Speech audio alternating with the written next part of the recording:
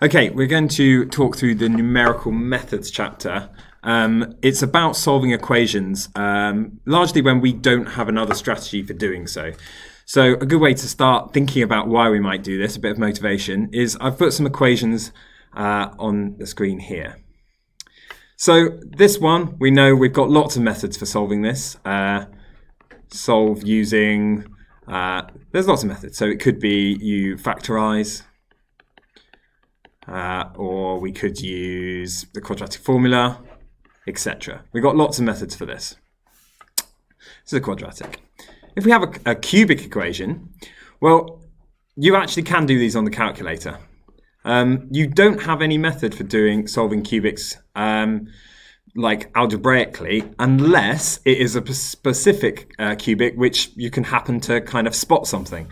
So actually, in general, you could put it in your calculator, you could get the solutions, but if you wanted to get like exact answers, sometimes that's quite difficult. But this is actually one with a spot. I don't know if you'd really get an exam question that looked like this, but you could spot, actually, that's an error already. There we go, like that. Minus x plus 2 equals 0. So this is a special one where you might actually, with a bit of work, manage to spot how to solve this equation and factorize it like that. But in general, we don't have a method for doing that. It's a degree level method or above in general. So something like this, you might, this third one, you might try and spot a method, and really we've only got the calculator for this. So you might say, well, what can we do? Can we try anything? This one here, you do actually have a method for this one. At first, you might try and rearrange it to make tan this subject or something along those lines. But with a bit more thought, you might see that you can rewrite this in this form. And then rearrange to solve. So there is actually a way of doing that. Initially, you can't see it. But this one, really, there's nothing. If you have a think about it, it's not really anything you can think to do. In particular, the reason why this is so peculiar is because you have x inside the sign and also outside a sign function. So there's not really much kind of way in here. Sometimes you get equations coming like this from working out areas of sectors, because you actually might have sign inside and outside with an area of a sector. So you can come across problems a bit like this. So how can we do it? Well, if we had some graphing software, you might sketch this equation. So I'm going to have a look at this, and we're going to start looking at this. If you were trying to solve this equation, you might try and do a sketch of it. So I'm going to show you what this function looks like. It looks something like that.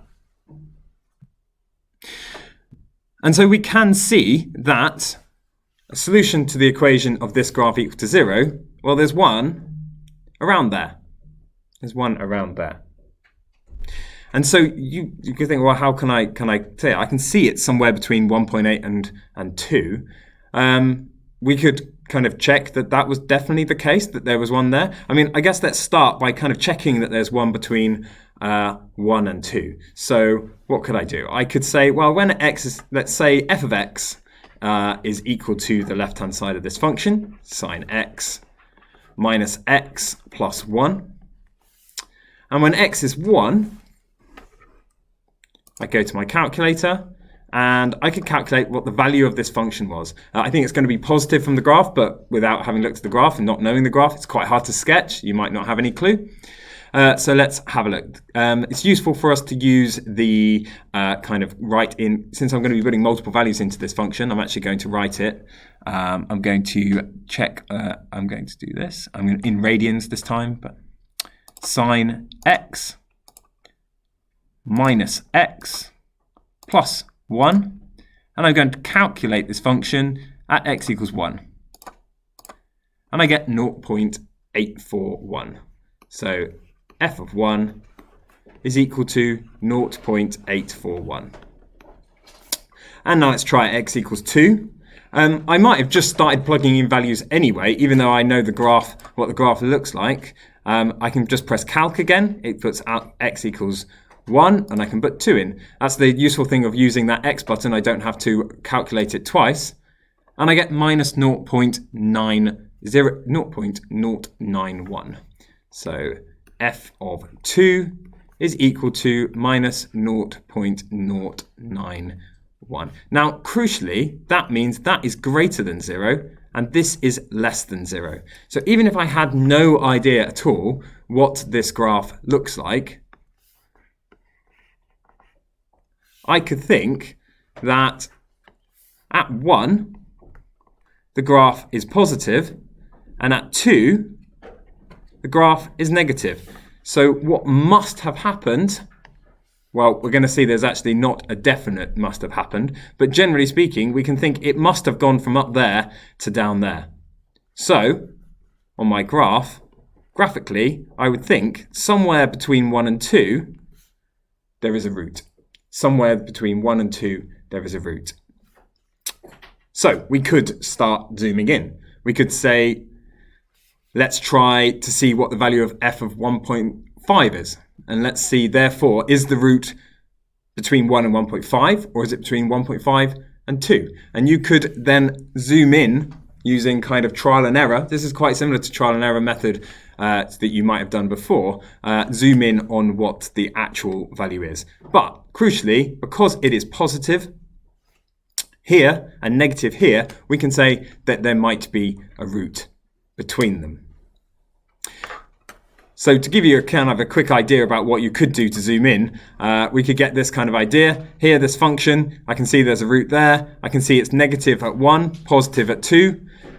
And I could keep trying values, and I could keep zooming in and find, by doing lots and lots of searching, where the root approximately was. Crucially, if it's positive on one side, negative on the other, or the other way around, it probably has a root there.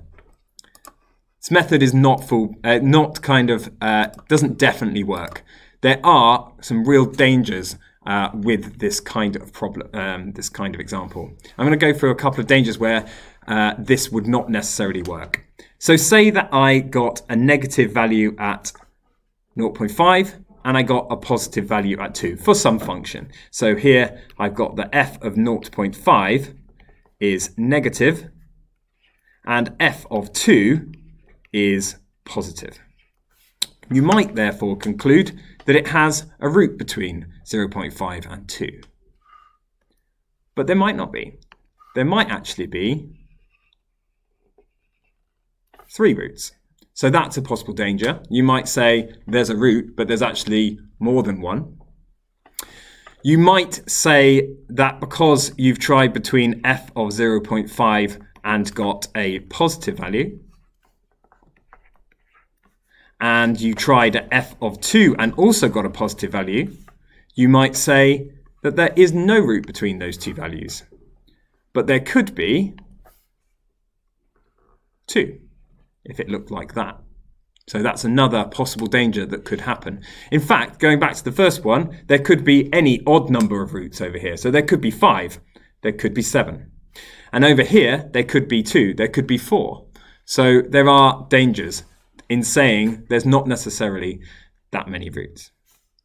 There is one other case which we could get. If you think carefully, you might find that you get, again, f of 0.5 is negative and f of 2 is positive, or other numbers possible.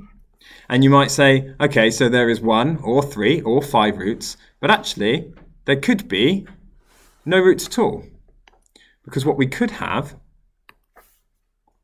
is an asymptote between these 2 points. And so actually it is possible that the function does something like that. So it goes down to negative infinity up there, and it goes up. It comes from up positive infinity there. So actually it never crosses. So there are significant dangers that you can get with this kind of problem. But nevertheless, it can be really useful, especially if you know there's no asymptote. If you know there's no asymptote on your function, it can be really useful for kind of checking that kind of thing. So let's have a look at an exam question. This is just actually a 2-mark exam question, relatively small one. Kind of typical exam questions you get on this are either kind of show that there is a root between 2 intervals, and then it might say something like, see what could possibly go wrong in these kinds of questions, which is kind of the dangers I described to you there. But actually, 2 marks, show that there's a root on the interval. We are really just going to show that it goes from negative to positive. So I am going to calculate f of 1.2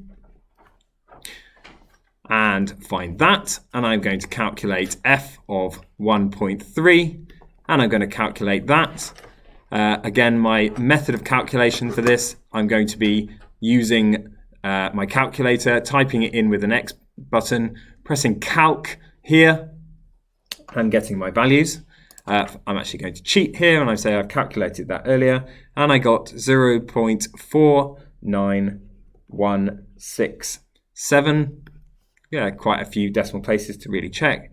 And for this one, I got 0.4872, something like that. And I can say that this is greater than 0, this is less than 0, and then I'm going to write clearly to the examiner that I understand what I've done there, and I can say, since there is a sign change,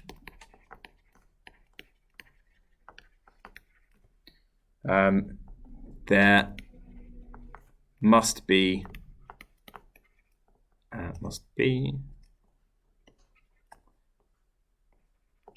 a root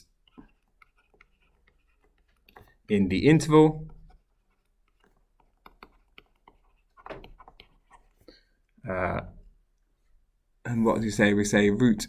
We want the root to be alpha in the interval. Alpha is an element of, and let's use this kind of interval notation properly. Because we're going from 1.2 to there, 1.3.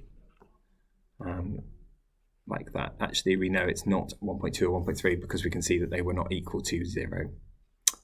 Okay, that first section is the shortest of the 3 methods. So have a go at the following questions to practice this. So I recommend doing the following questions. From exercise 10A, have a go at questions 2, 6, 7, and 12 from the Edexcel textbook. Okay.